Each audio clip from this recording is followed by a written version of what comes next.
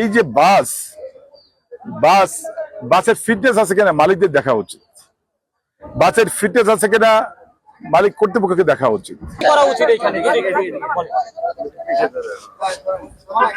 আসলে আমরা আজকে সবাই মিলে আমার মনে হয় আল্লাহর কাছে প্রথম শুকরিয়া জানানো দরকার যে যদি এই প্রায় 40 জন যাত্রী ছিল, তাদের যদি প্রশাসন নামিয়ে না দিত তাহলে বিগত 3 মাস আগে যে ঘটনা ঘটেছিল মর্মান্তিক দুর্ঘটনা সেটা কিন্তু ঘটতো।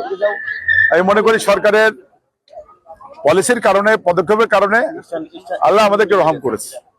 হ্যাঁ, আপনি ঠিকই বলেছেন যে আসলে এর একটা স্থায়ী সমাধান দরকার। এই ঘাট আমি মনে করি আমি আমি আমি মাননীয় মন্ত্রী আসছিলেন, প্রতিমন্ত্রী আসছিলেন, উনি সাবেক ছাত্র নেতা, স্বেচ্ছাসেবক দলের নেতা রাজীব হোসেন সাহেব আসছিলেন, নৌ পরিবহন মন্ত্রণালয়ের মাননীয় প্রতিমন্ত্রী, রাজবাড়ির ডিসি ছিলেন, ডিসি প্রশাসন ছিলেন, রাজবাড়ির পুলিশ ছিলেন, পুলিশ প্রশাসন ছিলেন, নৌ পুলিশ ছিলেন, বিআইডব্লিউটিএস ছিলেন, বিআইডব্লিউটিসি ছিলেন, ফায়ার সার্ভিস ছিলেন, গলন্দর ইউনো আপু ছিলেন, ওসি ছিলেন, সবাই কিন্তু ছিলেন। তাদের তাৎক্ষণিক ব্যবস্থার কারণে কিন্তু এই বাসটা কিন্তু খুব দ্রুত ওঠানো সম্ভব হয়েছে। আমরা জেলা বিএনপির পক্ষ থেকে আমাদের অ্যাকচুয়ালি দাবি, এই অঞ্চলের মানুষ হিসেবে, একজন জনগণ হিসেবে দাবি, আমরা বেসিক্যালি এই বন্দরটাকে একটা বিশ্বমানের বন্দর হিসেবে দেখতে চাই। এখন একদিকে আমরা চাচ্ছি এখানে পদ্মা ব্রিজ হোক, আরেকদিকে চাচ্ছি আমরা বিশ্বমানের এখানে বন্দর হোক। তাই মনে করবো মাননীয় প্রধানমন্ত্রীর কাছে আমি নিবেদন জানাবো, যদি এখানে সরকারের প্ল্যান থেকে থাকে এখানে পদ্মা ব্রিজ হবে,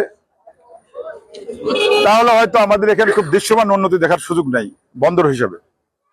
আর সেটা না হয় আমি মাননীয় প্রধানমন্ত্রীর কাছে আমি নিবেদন জানাবো, আবেদন জানাবো রাজবাড়ী জেলার পক্ষ থেকে, রাজবাড়ী বাসের পক্ষ থেকে এখানে একটা বিশ্ব মানের বন্দর করা হোক, ইউরোপের মানের বন্দর করা হোক।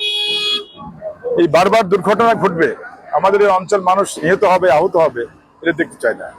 এখানে অনেকগুলো সমস্যা। একটা হলো সরকারে আপনি দেখেছিলেন যে এই ফেরিতে জুয়া খেলা হতো, চাঁদাবাজি হতো, যাত্রীদের টাকা পয়সা কেড়ে নেওয়া হতো।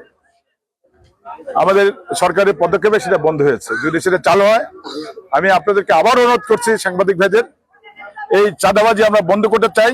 যদি চালু হয় আপনারা আমাদেরকে খবর দেবেন, আমরা বন্ধ করে দেবো। সেকেন্ড হলো যে এই যে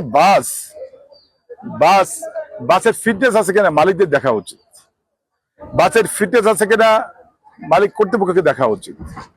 এই ফিটনেস ছাড়া বাস এসে দুটো ঘটনা ঘটে, একটা ফিটনেস বাসের কারণে ঘটনা ঘটে, অনেক সময় ড্রাইভার এখানে এসে একটু রেস্ট নেয়, পাঠায় হলো হেল্পারকে ড্রাইভিং করতে পাঠায়, তখন কিন্তু দুর্ঘটনা ঘটে।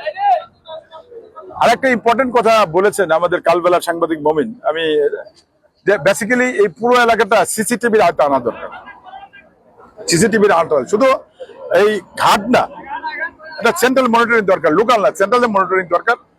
প্রত্যেকটা ফেরিতে সিসিটিভি থাকা উচিত, প্রত্যেকটা ফেরিতে সিসিটিভি থাকা উচিত। আমাদের যাদের যাত্রীর যাত্রা নিরাপদ করতে চাই, একই সাথে আমরা যারা এই পরিবহনের সাথে জড়িত তাদেরও নিরাপত্তা চাই। তো সেদিন আমি মনে করি যে বেসিক্যালি এখানে যদি বন্দর হয়, এটা বিশ্বমানের বন্দর চাই। আর যদি এখানে পদ্মা ব্রিজ হয়, আমি যখন আসি পথে তখন মাননীয় প্রতিমন্ত্রী, পানি সম্পদ মন্ত্রণালয়ের প্রতিমন্ত্রী ফরহাদ আজাদ আমাকে ফোন দিয়েছিলেন। আমরা বন্ধু মানুষ, আমরা ঢাকা ইউনিভার্সিটির সাথে একসাথেই রাজনীতি করেছি।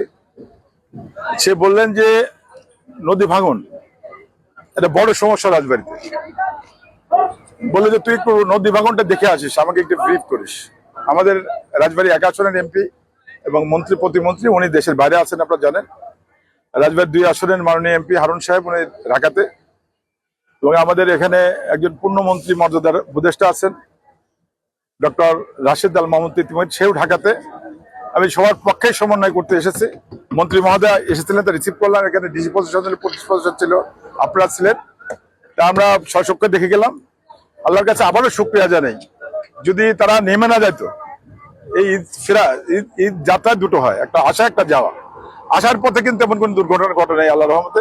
যাওয়ার পথে এত বড় দুর্ঘটনা ঘটে, 3 মাসের মধ্যে একটা জায়গায় এত বড় দুর্ঘটনা, এটা রাজবাড়ীবাসী আপনারা নিতে পারবেন।